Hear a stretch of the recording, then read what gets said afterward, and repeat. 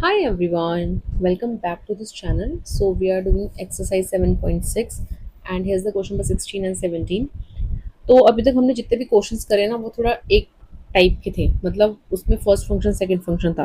तो मैम क्या अब इसमें फर्स्ट फंक्शन सेकंड फंक्शन नहीं है क्या? है। ऐसा नहीं है कि नहीं है, बट अगर आपको याद हो हमने इंट्रोडक्शन में एक फॉर्मूला भी पढ़ा था, यहीं पे लिख देते हैं ई टू द पावर एक्स मतलब एक्सपोनेंशियल फंक्शन, और इसके साथ अगर अंदर कोई फंक्शन है और उस फंक्शन का डिफरेंशिएशन भी प्रेजेंट है तो आपका डायरेक्ट आंसर हो जाता है e to the power f x and plus में सी। ठीक है, अच्छा इंटीग्रेट कर रहे हैं हम इसको, इंटीग्रेशन का साइन लगाते हैं डीएक्स। ठीक है, छोटू छोटू सा डीएक्स। देखो कहीं पे भी ना तुमको ये दिखे तो थोड़ा सा अपने दिमाग की बत्ती जला लेना कि कहीं ये फॉर्मूला तो नहीं लग रहा। अब या तो आपको एग्जैक्ट दिखेगा, जैसे यहाँ पे मुझे एग्जैक्ट दिख रहा है कि साइन एक्स एफ एक्स है, मतलब एक फंक्शन है और साइन एक्स का डिफरेंशिएशन कॉस एक्स होता है। अगर ये कॉस पहले लिखें या मतलब कॉस को अगर आप एफ एक्स मानोगे तो नहीं चलेगा, क्योंकि कॉस एक्स का डिफरेंशिएशन माइनस साइन एक्स होता है, तो माइनस का भी रोल है। तो इसका आंसर मुझे मतलब क्लियरली दिख रहा है that e to the power x and sine x plus c, खत्म। ये एक लाइन का आंसर है। एक लाइन का तब है जब आपको फॉर्मूला लर्न है। तो कहीं पे भी आपको ई टू द पावर एक्स दिखे, अपने दिमाग की बत्ती जला लेना और ये फॉर्मूला कंपेयर करना। बन रहा है फॉर्मूला डायरेक्ट है तो ठीक है, नहीं बन रहा है तो कभी कभी बनाना भी पड़ता है। ठीक है, चलो अब देखो जैसे ये वाला क्वेश्चन है, क्वेश्चन नंबर 16। तो इसमें करना क्या है, करना कुछ नहीं है। क्वेश्चन दे रखा है, आप लिखोगे here f x is sine x and f dash x. Sine x का डिफ्रेंशिएशन करोगे कितना आएगा, cos x. And we know that, मतलब ऑब्वियसली ये क्वेश्चन तो पेपर में आएगा भी नहीं। जो इजीली हो जाए वो तो क्यों ही देता है एग्जामिनर ना, मतलब उसको भी पता है कि थोड़ा परेशान तो करना है, तो ऐसे चिंदी चिंदी क्वेश्चन तो नहीं देगा। ये हो गया इंटीग्रेशन डी एक्स। ठीक है, मतलब मैं वही अगेन फॉर्मूला लिख रही हूँ। And we know that f dash x दिख रहा है, दोनों यहाँ पे प्रेजेंट है। तो जो आपका क्वेश्चन है ना, इसका डायरेक्ट आंसर कितना हो जाएगा, ये भी मतलब फालतू फॉर्मेलिटी कर रही हूँ मैं लिखने के लिए, ऐसे ज़रूरत नहीं है इसको लिखने की, डायरेक्ट लिख सकते हो। It will be e to the power x sine x and plus में c and this is the answer. बस यही करना है, बट उसके लिए फॉर्मूला लर्न होना चाहिए। ठीक है, तो ये तो हो गया आपका क्वेश्चन नंबर 16। अब आप बोलोगे 17 में तो ऐसा कुछ नहीं दिख रहा है। कंसेप्ट कंसेप्ट इससे प्रीवियस वाली एक्सरसाइज में मैंने आपको कितनी बार बताया है कि अगर डिनोमिनेटर में दो टर्म्स हैं तो हम न्यूमिनेटर को भी ऐसे बनाते हैं ताकि या तो वो कैंसिल हो जाए। हमने ट्रिगो में कितनी बार किया है ऐसा, है ना? तो कंसेप्ट तो वही है ना, मतलब यहाँ पे अलजेब्रा आ गया पर कंसेप्ट तो वही है कि नीचे दो टर्म्स होंगी और ऊपर सिंगल टर्म होगा तो नहीं चलेगा।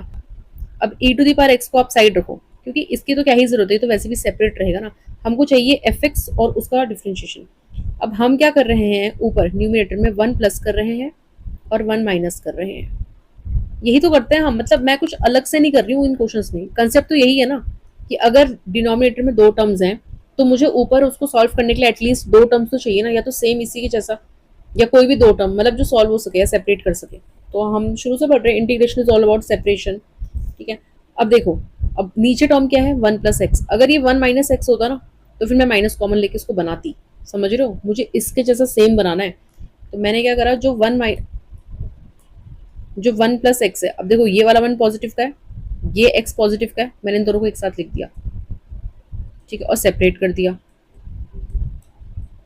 फिर ये क्या बचा, माइनस का वन, ये माइनस का वन बचा और इसके अपॉन में मैंने इसको सेपरेट कर दिया। मतलब मैंने क्या ही कर दिया, ऐसा कुछ तो मैंने कुछ डिफरेंट करा भी नहीं है।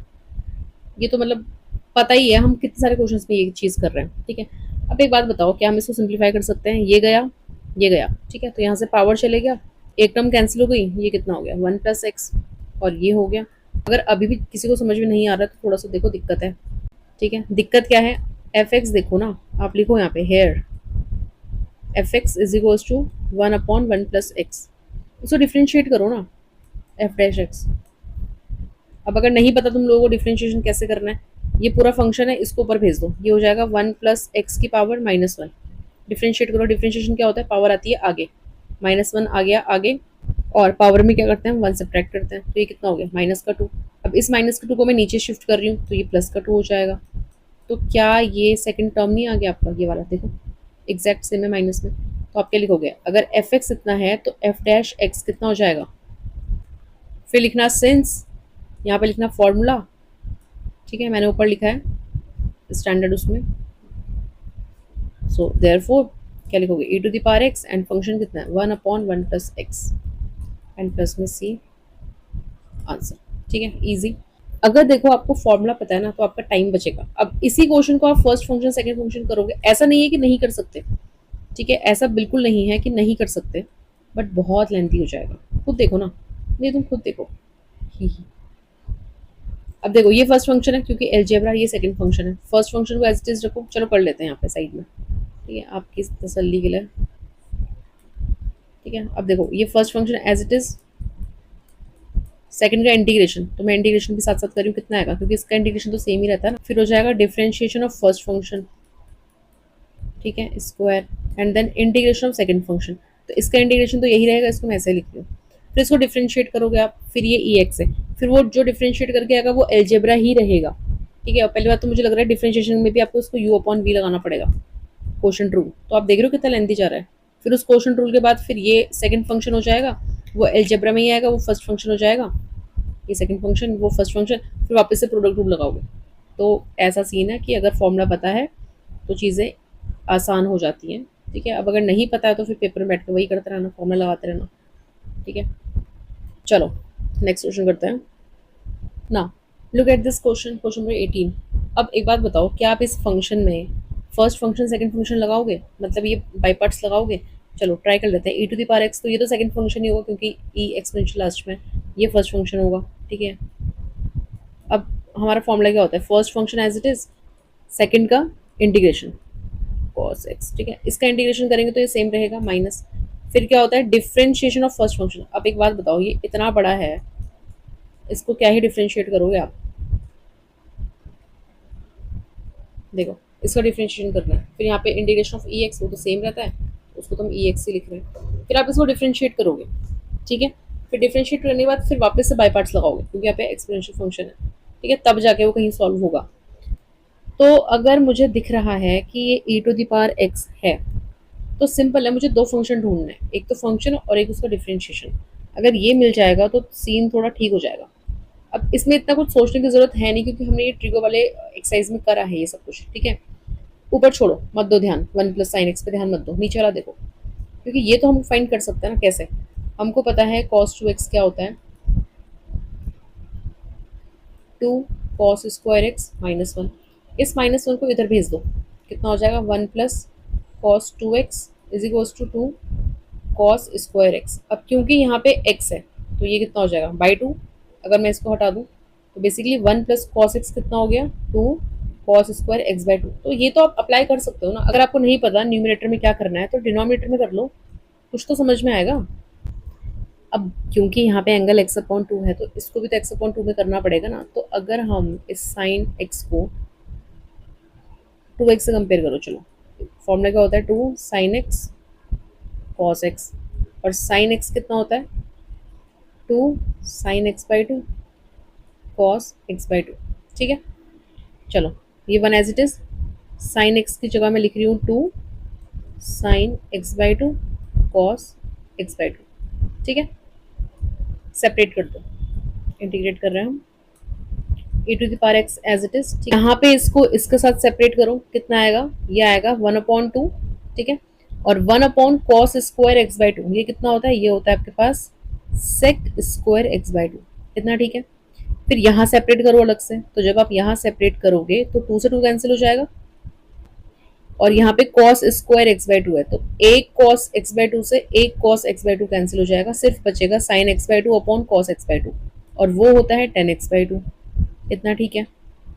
अब आपके दिमाग में आ रहा होगा कि मैम इसका डिफरेंशिएशन तो ये होता ही नहीं है। मैंने क्या बताया, दो फंक्शन होते हैं, एक फंक्शन होगा और उसका डिफरेंशिएशन प्रेजेंट होगा। मुझे एक बात बताओ, sin² x का डिफरेंशिएशन तो पहली बात tan x होता नहीं है, ये इंटीग्रेशन होता है। बात हो रही है डिफरेंशिएशन की। ठीक है, अब ये तो नहीं हो पाएगा, मतलब ये फर्स्ट फंक्शन तो नहीं है किसी भी हालत में। 10 को देख लेते हैं, tan x का डिफरेंशिएशन क्या होता है sec² x। तो वही मैं कह रही हूँ, सबकॉन्शियस माइंड में ना फिक्स रहता है कि जो पहले लिखा है ना वही पहला है, यही एफ एक्स होगा और यही इसका डिफरेंशिएशन होगा। इसको पहले लिख दो, क्या ही फर्क पड़ जाएगा, दोनों क्योंकि प्लस में है ना, तो ये तो हम कर सकते हैं ना। ये हो गया सीन। ठीक है, अब एक बात बताओ, आप जब 10x/2 को डिफ्रेंशिएट करोगे तो क्योंकि 10x/2, क्योंकि 10x का डिफ्रेंशिएशन सेक स्क्वायर एक्स होता है, तो मैंने 10x का करा, सेक स्क्वायर एक्स मिल गया। अब यहाँ पे x/2 था तो x/2। फिर हम एंगल का करेंगे, कितना हो जाएगा 1/2। बात समझ में आ रही है? तो ये देखो ना, सेक स्क्वायर x/2, ये तो एंगल हो गया, ये रहा सेक स्क्वायर x/2, और ये अपॉन में 2 है यानी कि 1/2, तो ये एज इट इज। तो ये हो गया fx और ये हो गया f'(x), ठीक है। तो आंसर कितना हो जाएगा इसका? फिर आप यहाँ पे लिखोगे since e⁻x fx plus f'(x) is equals to e⁻x fx plus c। ये फॉर्मूला है, ठीक है। अप्लाई करोगे, therefore e⁻x and what is fx, 10x/2 and then plus में c as it is, answer simple, ठीक है। Now look at the question number 19। मतलब इस क्वेश्चन में मुझे कुछ बताने की जरूरत है क्या? 1/x दिख रहा है आपको, इसको डिफ्रेंशिएट करो। अब अगर नहीं आता है x को ऊपर भेज दो, पावर कितनी हो जाएगी -1, -1 को आगे लेके आओ और एक पावर कम हो जाती है, तो ये हो जाएगा -1 x की पावर -2। अब ये -2 इसको नीचे भेज दो, -1/x²। आंसर कितना आ जाएगा e⁻x इंटू 1/x, क्योंकि ये फंक्शन है प्लस में c। तो इसको लिखना है क्या कि कर लोगे, और लास्ट में लिख देना e⁻x what is function and then plus में सी, आंसर, ठीक है। चलो 20 देखते हैं। अब 20 कैसे करोगे बताओ? अभी मैंने क्या समझाया था, अब आप बोलोगे मैम डिनोमिनेटर में भी 2 टर्म्स है, न्यूमरेटर में भी 2 टर्म्स है, लेकिन नहीं हो रहा। मैंने ये भी बोला था कि सेम हो सके ताकि हम सेपरेट कर सके, या फिर उसको सेम कर दें तो कैंसिल हो जाएगा। क्या मैं इसको सेम कर सकती हूँ? x -2 -1, इसको सिंप्लीफाई करोगे -3 आएगा ना। बस यही दिमाग चलाना है, ठीक है, ज़्यादा दिमाग चलाना भी नहीं है, थोड़ा बहुत ही चलाना है। अब मुझे क्योंकि कैंसिल करना है तो मैं x-1, ये x है और ये -1 है, इसको मैं एक साथ लिख रही हूँ, ये है x-1, so it will B x-1 का होल क्यूब। फिर क्या बचा, -2 and then x-1 whole cube as it is, ठीक है। कैंसिल हो गया, ठीक है, एक पावर कैंसिल हो गई। तो यहाँ पे क्या आ गया आपके पास, x-1 का होल स्क्वायर माइनस में 2 एंड देन x-1 का होल क्यूब। अब देखो ये फंक्शन है और इसका डिफ्रेंशिएशन ये प्रेजेंट है, ठीक है। तो आपका आंसर आ जाएगा x-1 का whole square and then plus में c and this is the answer, simple, ठीक है। x-1 का स्क्वायर है, इसको ऊपर भेजोगे तो पावर हो जाएगी -2, डिफ्रेंशिएट कर रहे हैं पावर आगे आएगी, फिर आप पावर में 1 कम करोगे, माइनस का 3 हो जाएगा, फिर हम इसको नीचे भेज देंगे तो ये 3 हो जाएगा, तो आ गया ना सेम, ठीक है। चलो, तो आई होप आपको समझ में आया होगा ये क्वेश्चन भी, ठीक है। इजी इजी सा था, ऐसा कुछ डिफ़िकल्ट तो नहीं लगा। देखो फॉर्मूला रन करोगे तो सब इजी रहेगा, कंसेप्ट समझ में आएंगे तो सब इजी रहेगा, ठीक है। अब कंसेप्ट भी नहीं पता, फॉर्मूला भी नहीं पता, मेथड भी नहीं पता, और फिर मैथ्स डिफ़िकल्ट है, इंटीग्रेशन डिफ़िकल्ट है, तो ऐसा कुछ नहीं है।